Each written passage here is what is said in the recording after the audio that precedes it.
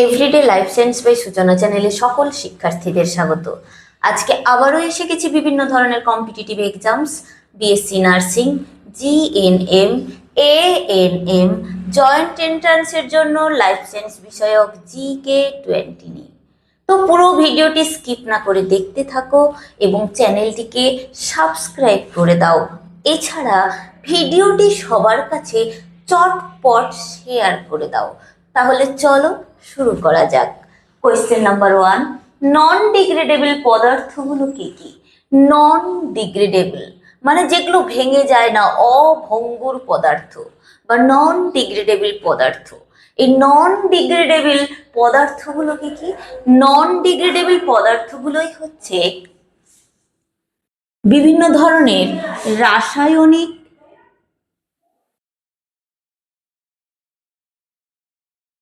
ধাতু, ডিডিটি, এগুলোই হচ্ছে নন ডিগ্রেডেবল পদার্থ। কোয়েশ্চেন নাম্বার 2, ডিগ্রেডেবল পদার্থ কোনটি? ডিগ্রেডেবল মানে ভঙ্গুর বা সহজেই ভেঙে যায় এমন পদার্থই হচ্ছে ডিগ্রেডেবল পদার্থ। তো ডিগ্রেডেবল পদার্থ কোনটি? ডিগ্রেডেবল পদার্থ হচ্ছে গৃহস্থলীর যে বর্জ্য, ওই গৃহস্থলীর বর্জ্য অর্থাৎ জৈব বর্জ্য, এটাই হচ্ছে ডিগ্রেডেবল পদার্থ। তাহলে ডিগ্রেডেবল পদার্থ বলতে আমরা বলতে পারি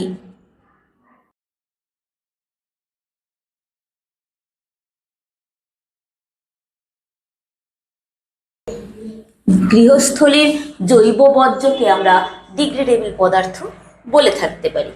কোয়েশ্চেন নাম্বার 3, পলিউট্যান্ট বা দূষক কি? পলিউট্যান্ট বা দূষক, এই পলিউট্যান্ট বা দূষক হচ্ছে সেই সমস্ত পদার্থ যে সমস্ত পদার্থ দূষণ ঘটায়। কি বললাম?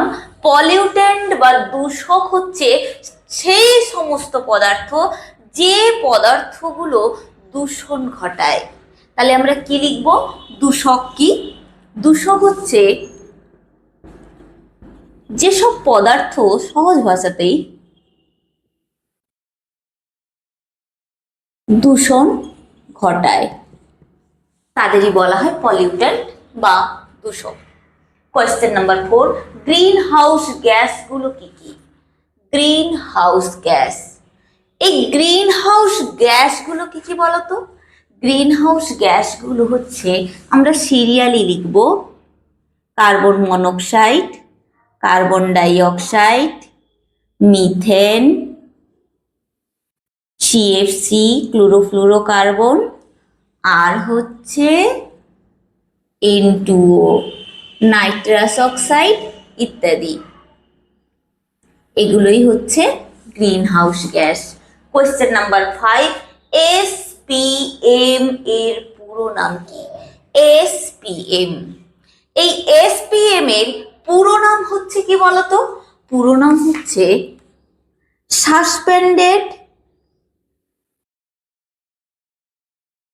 পার্টিকুলেট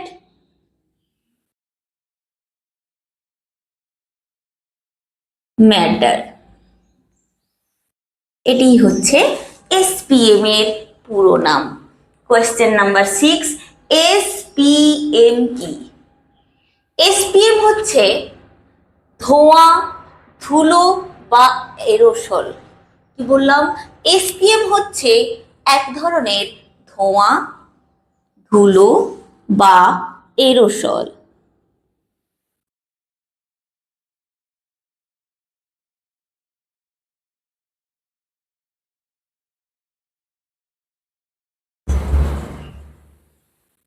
কোয়েশ্চেন নাম্বার 7, কার্বন বা ধূলিকণার আকার কত হলে তা বাতাসে ভেসে বেড়াতে পারে? কার্বন, এই কার্বন বা ধূলিকণার আকারটা কত হলে তা বাতাসে ভেসে থাকতে পারে? এই কার্বন বা ধূলিকণার আকার যদি 10 মাইক্রোমিটারের কম হয়। কি বললাম? কার্বন বা ধূলিকণার আকারটা যদি 10 মাইক্রোমিটারের কম হয় তাহলে তা বাতাসে কিন্তু ভেসে থাকতে পারে কয়েক সপ্তাহ পর্যন্ত, যা বায়ু দূষণের একটি অন্যতম কারণ। কোয়েশ্চেন নাম্বার 8, এসপিএম এর ফলে কি হয়? এসপিএম, এই এসপিএম এর ফলে কি হয়? এসপিএম এর ফলে হয় বায়ু দূষণ। কি হয়? এসপিএম এর ফলে কি হয়? বায়ু দূষণ।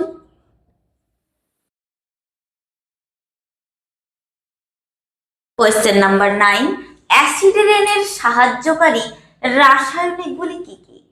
কি বললাম? Acid rain. এই অ্যাসিড রেনে সাহায্যকারী রাসায়নিকগুলি কি কি?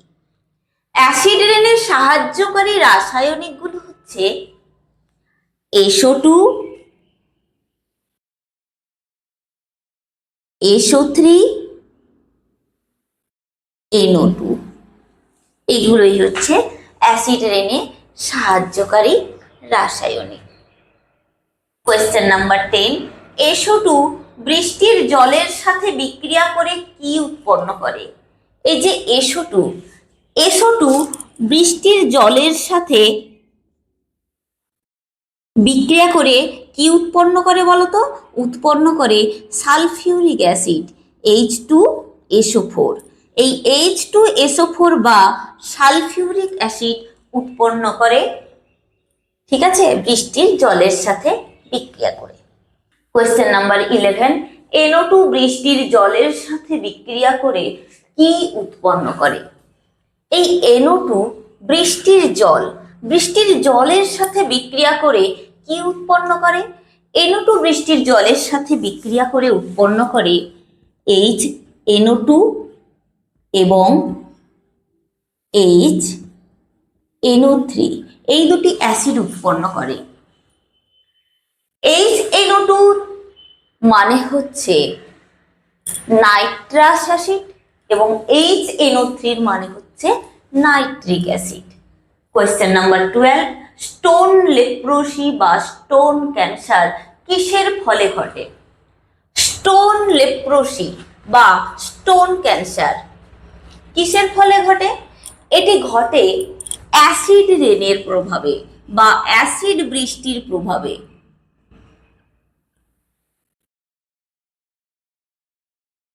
কোয়েশ্চেন নাম্বার 13, জলের স্বাভাবিক পিএইচটা কত? আমরা জানি কি জলের স্বাভাবিক পিএইচ সবসময় নিউট্রাল হয় যে পয়েন্টে, সেটি হচ্ছে 7, অর্থাৎ জলের স্বাভাবিক পিএইচ হচ্ছে 7 বা 7। কোয়েশ্চেন নাম্বার 14, জলের পিএইচ 7-এর কম হলে তা কি প্রকৃতির হয়? জলের পিএইচ যদি 7-এর কম হয় তাহলে তার প্রকৃতিটা কেমন হবে? তাহলে তার প্রকৃতি বা নেচার হয়ে যাবে আম্লিক।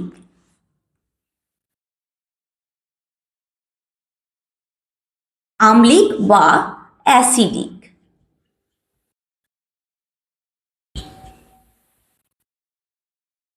কোয়েশ্চেন নাম্বার 15, জলের পিএইচ 7-এর বেশি হলে তা কি প্রকৃতির হয়? জলের পিএইচটা যদি 7-এর বেশি হয় তাহলে তার প্রকৃতি বা নেচার কি হবে? তাহলে তার প্রকৃতি বা নেচার হবে ক্ষারীয়। কি হবে? ক্ষারীয়। কোয়েশ্চেন নাম্বার 16, ওজোন হলে সাহায্যকারী প্রধান গ্যাসটির নাম কি? ওজোন হলে সাহায্যকারী প্রধান গ্যাসটি হচ্ছে সিএফসি। কি বললাম? সিএফসি বা ক্লোরোফ্লুরোকার্বন। কোয়েশ্চেন নাম্বার 17, ওজোন স্তর বায়ুমণ্ডলের কোথায় অবস্থিত? ওজোন স্তর বা ওজোন লেয়ার আমাদের বায়ুমণ্ডলের কোন স্তরে অবস্থিত? এই ওজোন লেয়ারটা অবস্থিত আমাদের বায়ুমণ্ডলের স্ট্র্যাটোস্ফিয়ারে।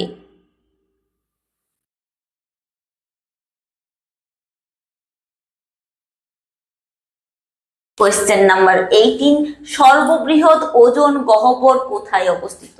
সর্ববৃহৎ বা সব থেকে বড় ওজোন গহ্বর বা ওজোন হোল কোথায় অবস্থিত? এটি অবস্থিত অ্যান্টার্কটিকাতে।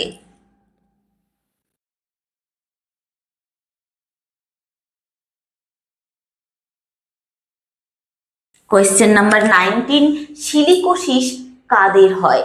সিলিকোসিস রোগটা কাদের হয় বলো তো? এই যে সিলিকোসিস, এই রোগটি হয় যারা কাঁচের কারখানায় কাজ করে, অর্থাৎ কাঁচের কারখানার শ্রমিকদের ক্ষেত্রে এই সিলিকোসিস রোগটা হয়। কোয়েশ্চেন নাম্বার 20, বিজিনোসিস কাদের হয়? বিজিনোসিস কাদের ক্ষেত্রে হয়? যারা তুলোর কারখানায় কাজ করে। তাহলে আমরা কি লিখতে পারি?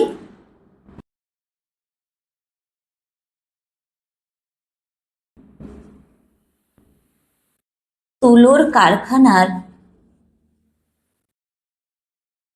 শ্রমিকদের এই বিজিনোসিস রোগটা হয়। ক্লিয়ার? তাহলে ভিডিওটি এখানেই কমপ্লিট করছি। কারোর যদি কোনো প্রশ্ন বা কোয়ারি থাকে অবশ্যই কমেন্ট সেকশনে লিখে পাঠাবে এবং আমার এই চ্যানেলটিকে লাইক, শেয়ার, সাবস্ক্রাইব করে পাশে থাকা বেল আইকনটি প্রেস করে দেবে, যাতে আপলোড ভিডিওর পরবর্তী নোটিফিকেশন তোমাদের কাছে পৌঁছে যায়। ধন্যবাদ।